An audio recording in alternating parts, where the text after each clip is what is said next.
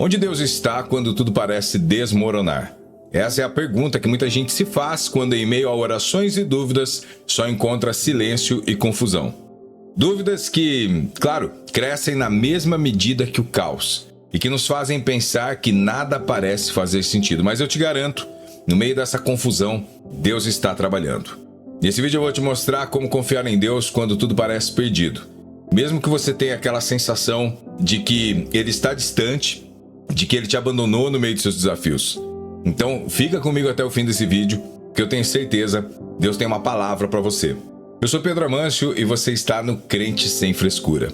Olha, só na eternidade nós seremos capazes de compreender o porquê passamos por situações que nos geram dor, angústia, sofrimento, mas ainda nessa vida, sabendo o que a gente sabe sobre o nosso Criador, a gente pode chegar a algumas conclusões e uma história me ajuda a pensar sobre a forma como Deus trabalha. Imagina que você visita a oficina de um tapeceiro muito famoso. Não um tapeceiro desses que reforma sofás, mas um daqueles que faz lindos tapetes artísticos. Enormes, verdadeiras obras de arte. Você o encontra trabalhando em uma de suas obras, mas a sua primeira impressão não é muito positiva. Tem fio para todo lado, as cores não parecem fazer sentido, e você chega a pensar, será que eu estou no lugar certo? Será que esse é o famoso tapeceiro? Afinal de contas, aquela desordem não parece ser o lugar de onde vai sair algo bom. Você não resiste e em meio sem jeito você acaba perguntando, isso é realmente um tapete artístico? Vai sair uma arte desse trabalho? Ele sorri e te diz, você está olhando pelo lado errado, espera até eu terminar. Operando seu tear, os fios vão ganhando uma ordem, as cores vão ganhando um sentido, uma paisagem vai surgindo e você percebe que no centro dessa paisagem está você. O famoso tapeceiro, ele está dando ordem àquela obra, mas você ainda não vê todo sentido. Ele te diz que ele terminou e você duvida, porque aquele desenho não ficou tão bonito assim, ele não parece ainda concluído. E um pouco decepcionado, afinal elevaram muito as suas expectativas, a sua decepção fica aparente. E o tapeceiro te pergunta, você gostou? Você responde, ficou bonito. E então você confessa, mas eu esperava mais. E ele te diz, esqueci de um detalhe. Você está vendo pelo lado avesso.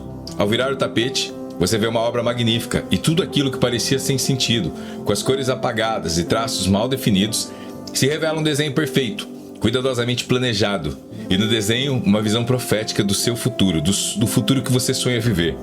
Cada coisa está em seu devido lugar, toda a desordem foi revelada e uma obra perfeitamente planejada se mostra ao centro daquele tapete.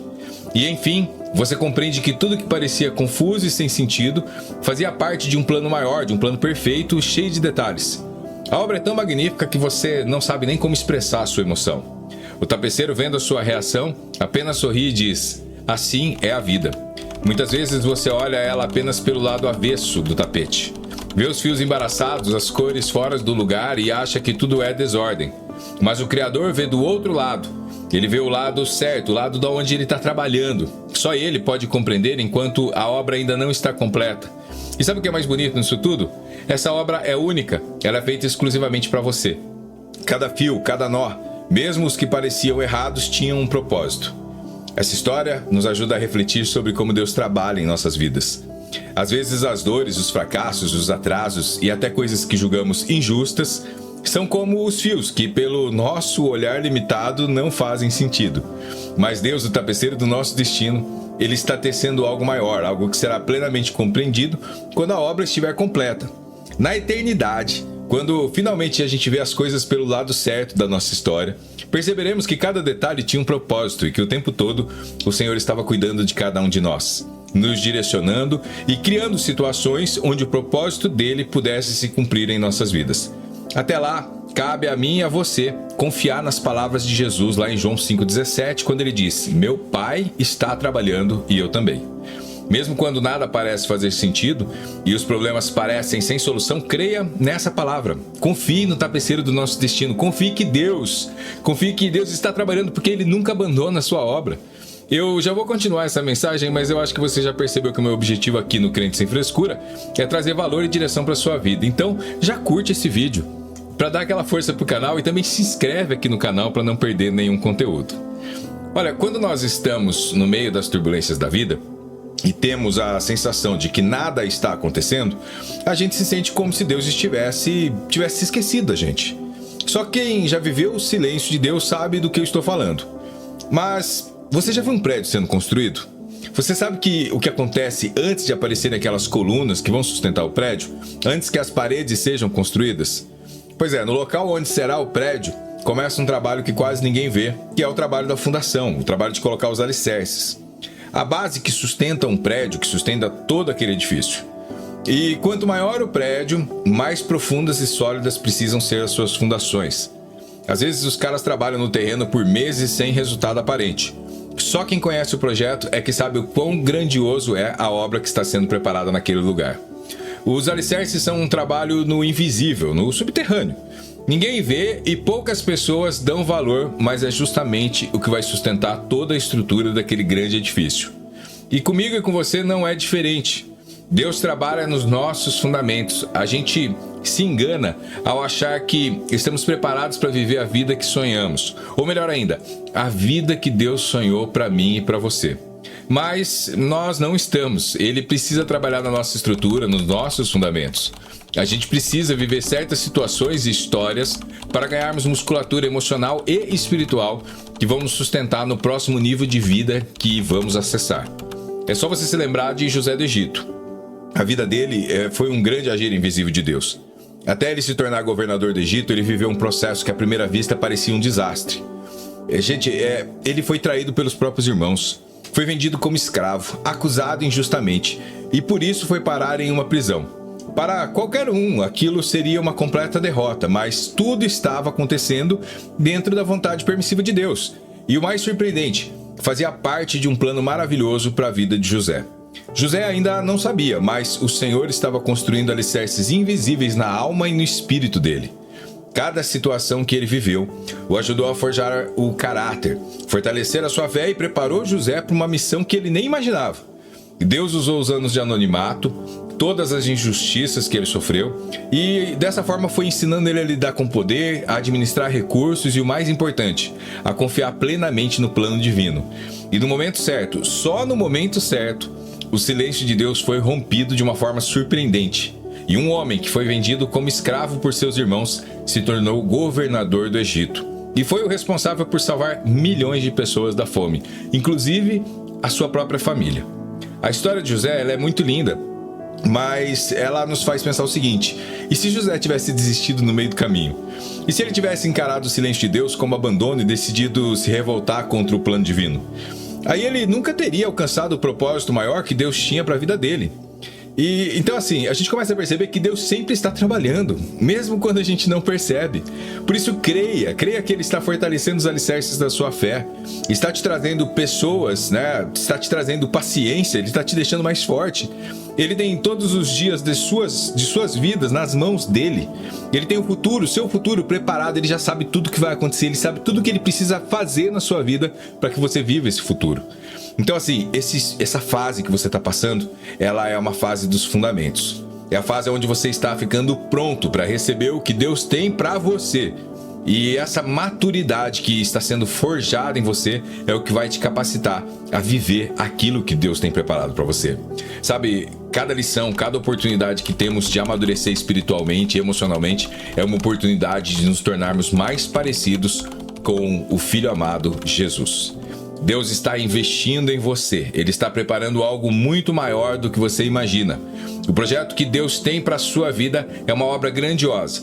E quando essa obra for revelada, todo sofrimento, toda lágrima, todo silêncio, tudo fará sentido. E você vai olhar para trás e vai dizer: valeu a pena confiar em Deus. É difícil admitir o que eu vou dizer aqui agora, mas eu percebi que a minha dificuldade de confiar em Deus tinha uma raiz muito profunda, e essa mesma raiz eu vejo ela presente na vida de muita gente que me procura para conversar e pedir conselhos. E essa raiz é o desejo de controlar tudo. A gente não confia em Deus, não confia que Ele está trabalhando, porque a gente quer que tudo aconteça do nosso tempo e do nosso jeito. A gente quer controlar o plano divino. E sabe o que é o mais doido nisso tudo? Assim, não é uma novidade isso. É só você se lembrar de Israel no deserto, mesmo com Deus agindo de uma forma sobrenatural, mandando comida do céu, tirando água da rocha e conduzindo aquele povo com uma nuvem de dia e uma coluna de fogo à noite. Eles murmuravam, eles queriam tudo do jeito deles, na hora deles, e foi exatamente isso que impediu aquelas pessoas de enxergar o cuidado de Deus e, o pior de tudo, os afastou do propósito divino. Aquela multidão que foi tirada ali do Egito com braço forte, ficou tão cega pelas próprias expectativas que acabaram se tornando incrédulos e aos poucos foram deixando de enxergar o cuidado de Deus no meio do processo. O resultado foi que essas pessoas não entraram na Terra Prometida. Será que a gente não vive uma coisa mais ou menos parecida?